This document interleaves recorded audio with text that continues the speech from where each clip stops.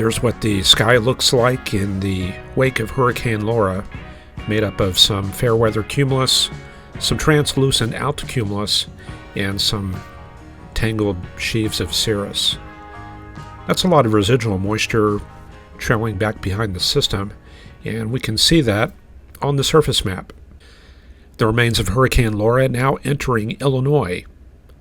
1004 millibar center there. It looks maybe a little bit extratropical there. I can see some evidence of maybe a frontal boundary.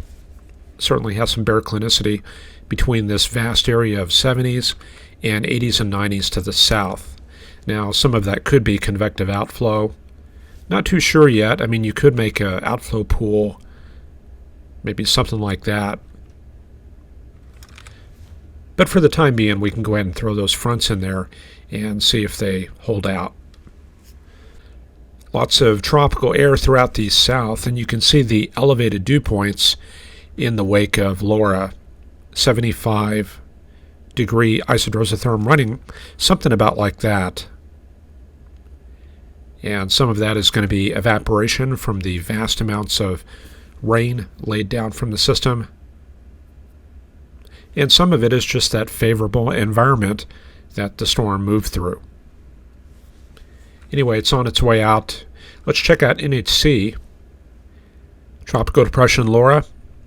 30-mile-an-hour winds, 1001 millibars at the time they did this, and moving northeast. And we'll check on the path. The very last bulletin was issued last night at 10 p.m. when it was still in the Little Rock area, and they had that moving through Virginia and the Delmarva.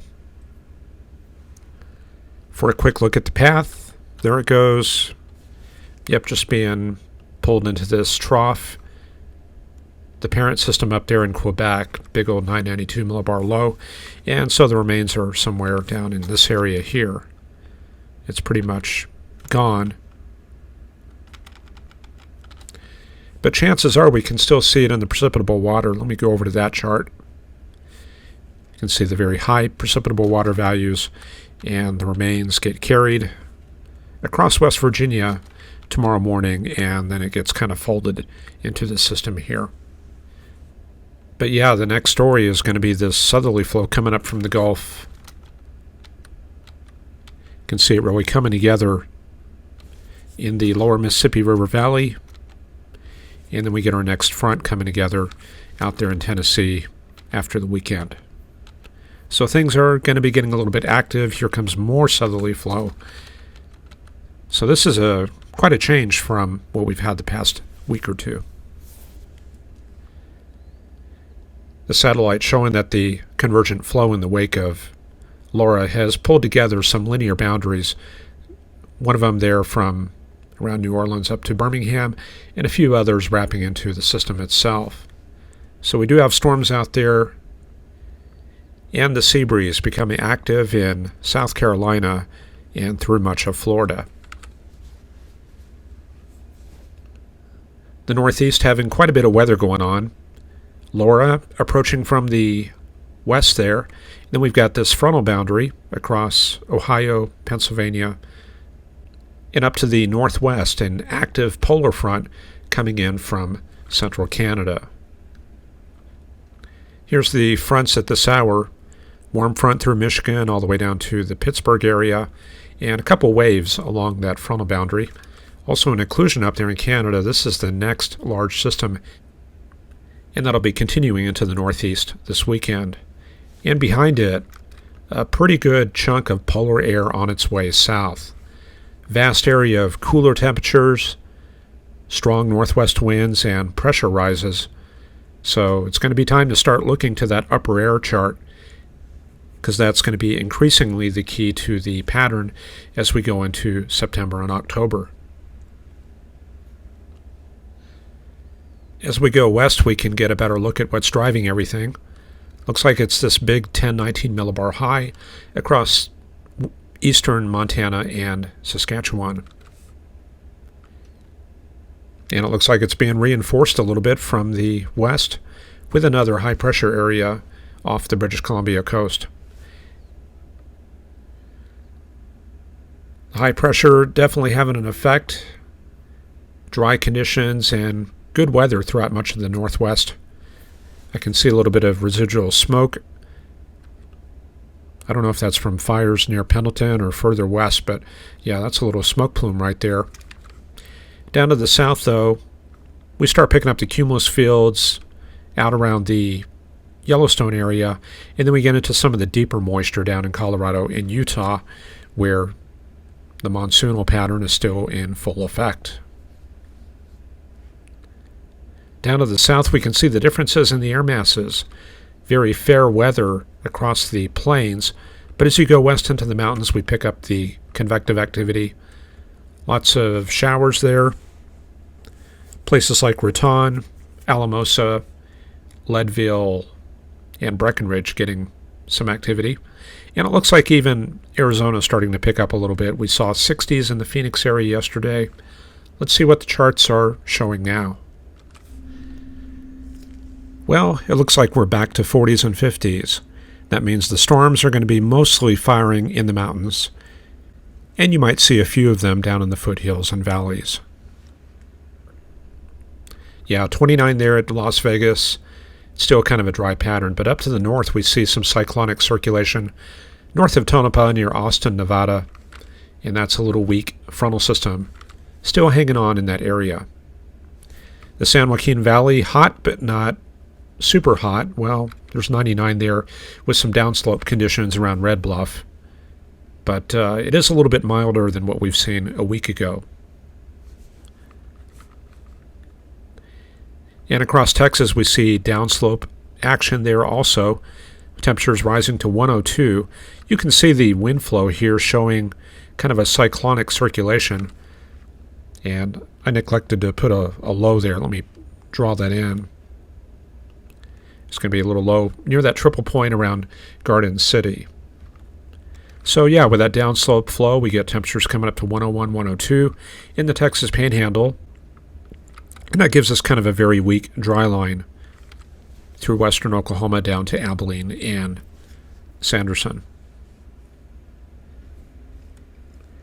So that brings us to our 250 millibar analysis, and that's what you see here. This is built from radiosonde data as well as airplanes. So this is kind of a raw look at what's happening. 250 millibars is up at about 34,000 feet. So this is going to be the top of the troposphere. So let's take a look. What do we got here? Well, subtropical high down in the Gulf. That's it right there, down on the bottom part of the chart. And then north of that, we've got a pretty broad flow of westerlies, and that's kind of been the story the past week or so. We've backed off on that strong ridge that we had across the southwest U.S.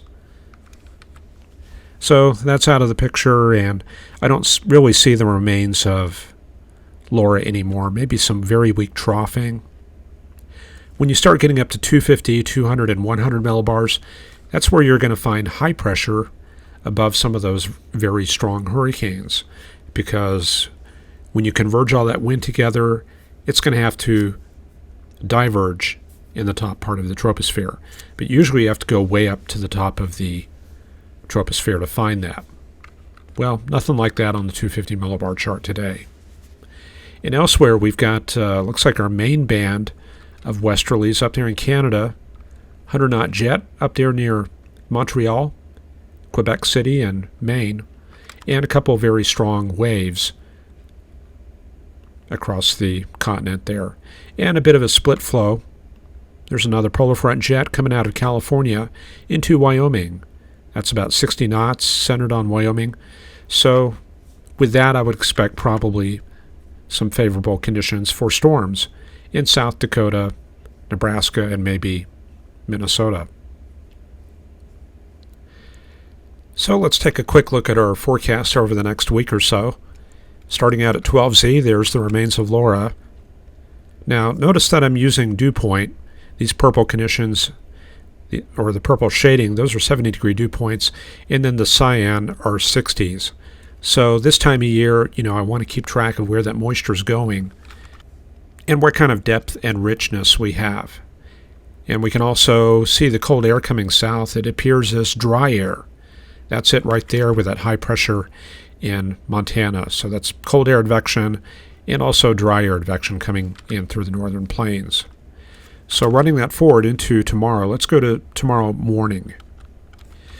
So yeah, we see Laura pretty much disappear, and a lot of that is due to a cold front coming in from Illinois into Indiana, coming in as a kind of a stationary front in Oklahoma, stationary for now because there's a wave off to the west, and then we pick up the tail end of the cold front right about like that. So these are all areas of pressure rises, cold air advection coming into the central plains. Now, where the moisture flow converges on that front, that's going to be a ripe environment for precipitation and possibly strong convection. So that would be a area to watch Saturday. So moving into Saturday night, looks like that boundary moves into Oklahoma. Probably some rain in northeast Oklahoma there. As that comes in, you can see the moisture impinging on the boundary through kind of a wide swath right there. Further east, it looks like that cold front is continuing to work south.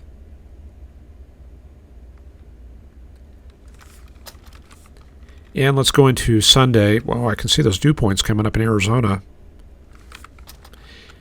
For Sunday, I can see low pressure there in northeast Arkansas. That's that wave. And looks like that feeds up into another reinforcing shot of cold air coming south. Kind of a complex pattern here. But we go back to the moisture where that impinges on the boundary. Lower Mississippi River Valley, that's probably going to be an area where there should be some precip for Sunday and Sunday night.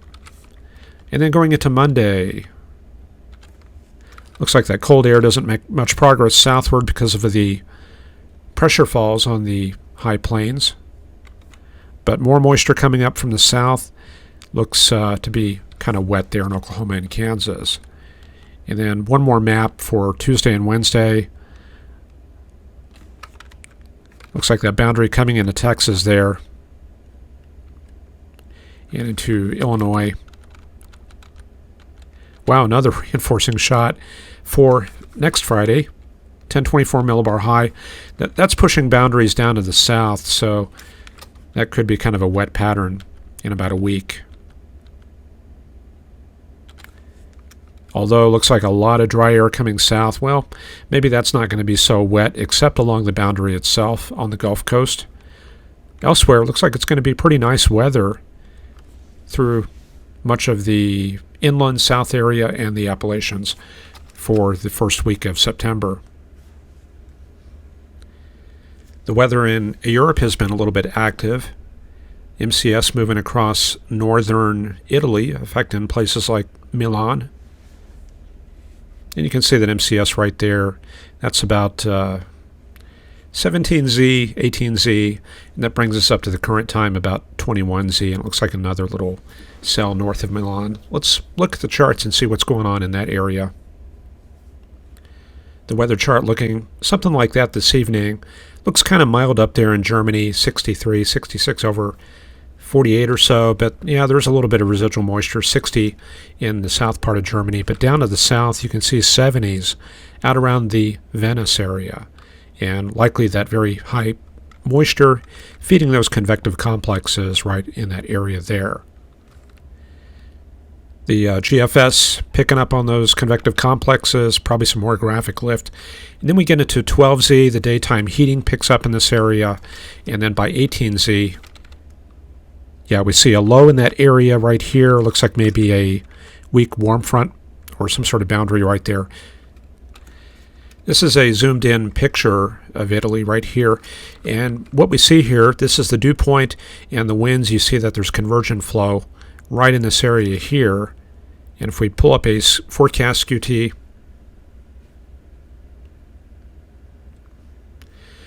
well, we don't see a vast amount of instability. You just don't get that in Europe. But 60s all the way up to about 6,000 or 7,000 feet. And that means you're going to be getting probably about 1,000 to 1,500 cape. And look at that turning of the winds there. You can see the photographs showing a very sheared environment, and possibly if you can get some localized backing of the winds, you can really stretch out that 0 through 1 kilometer helicity. So it looks like some severe weather potential in northern Italy, and I wouldn't be surprised to see some reports of tornadoes. And there's the GFS forecast of precip. Now, one thing that you do have to watch out for is the movement. You can see that the storm motion is pretty much to the northeast. Yeah, it's even detecting marginal tornado risk. And yeah, look at that right there. Very good curvature in the hood graph. And it's going to be at, yeah, those coordinates right there. So with that northeasterly flow in a boundary kind of like that, that means you're going to have kind of a narrow window of severe weather before they move off into the cold air. Okay, that's about all I got for this evening. Thank you for watching Forecast Lab. Have a great evening, and we will see you Monday for the supporters and Tuesday for everybody else. Have a great weekend. Bye-bye.